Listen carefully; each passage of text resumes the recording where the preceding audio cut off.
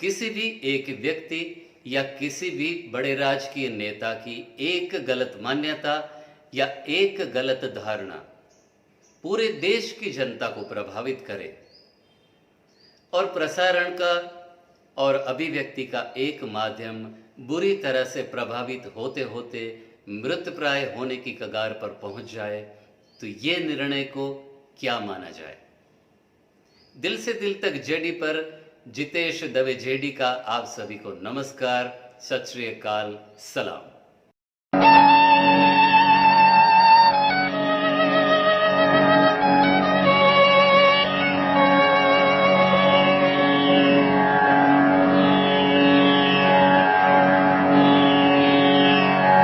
यह धुन सुनते ही हर एक भारतीय को खुद के परिवार का एक सदस्य याद आ जाता है।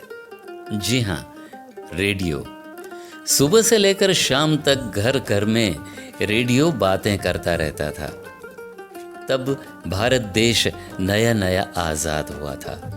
भारतीय संगीत भी नए रंग रूप में ढल रहा था। लेकिन कई लोगों का यह मानना था कि सिर्फ भारतीय शास्त्रीय संगीत ही सच्चा संगीत है। हिंदी फिल्मों के गीतों को गंदा और जुगुप्सा प्रेरक मानने वालों की भरमार थी उस वक्त। उन सभी में एक नाम था B.V. केसकर का, बालाकृष्ण विश्वनाथ केसकर। मूल रूप से भारतीय शास्त्रीय संगीत को पसंद करने वाले केसकर जी 1952 से 1962 तक भारत के सबसे लंबे समय तक इंडियन नेशनल कांग्रेस से चुने गए सूचना और प्रसारण मंत्री रहे। भारतीय शास्त्रीय संगीत से उनके बेहद लगाव के कारण 1951 में बनी फिल्म बाजी के गीत तकदीर बना ले अपने पे भरोसा है तो ये दाव लगा ले दाव लगा ले। मुड़ मुड़ के ना देख, मुड़ मुड़ के ना देख, मुड़ मुड़ के ना देख, मुड़ के। जैसे कई गीत उनकी मान्यता के अनुसार वेस्टर्न, द्विअर्थी और भारतीय संगीत विरासत के खिलाफ माने गए, तो उन्होंने हिंदी फिल्मी गीतों को आकाशवाणी के प्रसारण माध्यम पर प्रसारित करना ही प्रतिबंधित करने का फैसला दे दिया। आकाशवाणी के कुल प्रसारण की समय अवधि, टोटल ड्यूरेशन का सिर्फ 10%, जी हाँ 10% हिस्सा ही हिंदी फिल्मी गीतों के लिए रखा गया। लेकिन केसकर जी द्वारा प्रसारण के वक्त फिल्मों के नाम को बोलना भी फिल्मों की पब्लिसिटी माना गया। सिर्फ गीतों के गाने वाले कलाकारों का नाम ही अनाउंस करने की अनुमति दी गई।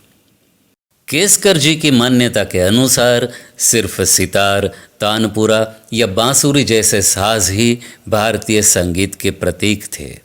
दूसरे सभी साजों को उन्होंने प्रतिबंधित करना शुरू कर दिया। यहाँ तक कि आकाशवाणी के स्टूडियो में जुगलबंदी के लिए रखा जाने वाला साज हारमोनियम, जिसको बाकायदा लकड़ी की पेटी में सील करके रेडियो स्टेशन हेड के लॉक एंड की में रखवा दिया गया।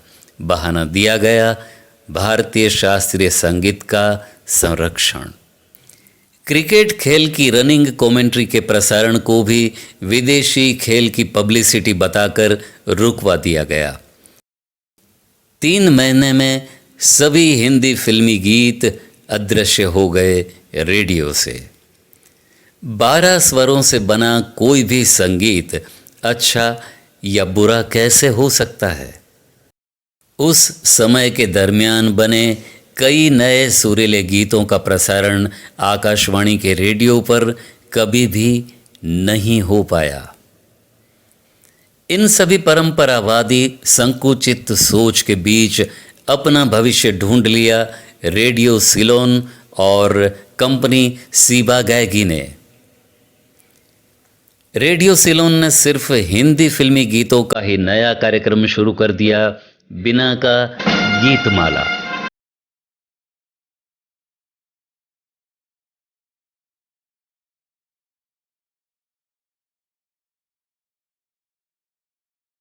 हर बुधवार को रात 8 से 9 बजे तक बिना का गीतमाला कार्यक्रम का प्रसारण शुरू हो गया। इस कार्यक्रम की पूरी 1 घंटे की मास्टर टेप मुंबई में रिकॉर्ड होती थी और हवाई रास्ते से यह मास्टर टेप रेडियो सिलोन पहुंचती थी और रेडियो सिलोन से बुधवार रात 8 बजे प्ले होने लगी। बिना का गीतमाला ने नई ऊंचाइयों को छू लिया और एक नई आवाज रेडियो को मिली, अमीन सायानी। भाई फिलहाल तो आप हमारे साथ ख्यालों की घोड़ा गाड़ी में चल रहे हैं 1956 के संगीत की राह। बुधवार को पहचाना जाने लगा गीतमाला दिवस के नाम से। रेडियो सिलोन तो घर घर पहुंच गया, लेकिन भारत का आकाशवाणी रेडियो हिंदी फिल्मी गीतों को सुनने वालों की चाह रखने वाले श्रोताओं से दूर होता गया। भारतीय रेडियो आकाशवाणी को 3 अक्टूबर 1957 को शुरू करना पड़ा। विविध भारती देश की सुरीली धड़कन, जिस पर कमर्शियल कार्यक्रम भी दिए जा सके, इस हेतु से, जो आज भी कार्यरत है। लेकिन समय समय पर बदलती सरकारों ने आकाशवाणी को कभी मुक्त होने ही नहीं दिया। बहुत सारे पर्सनल निजी रेडियो स्टेशन की मनोरंजन की दुनिया के साथ आकाशवाणी रेडियो को कदम ताल मिलाने से हमेशा रोका गया और आकाशवाणी के श्रोता रेडियो से दूर होते चले गए।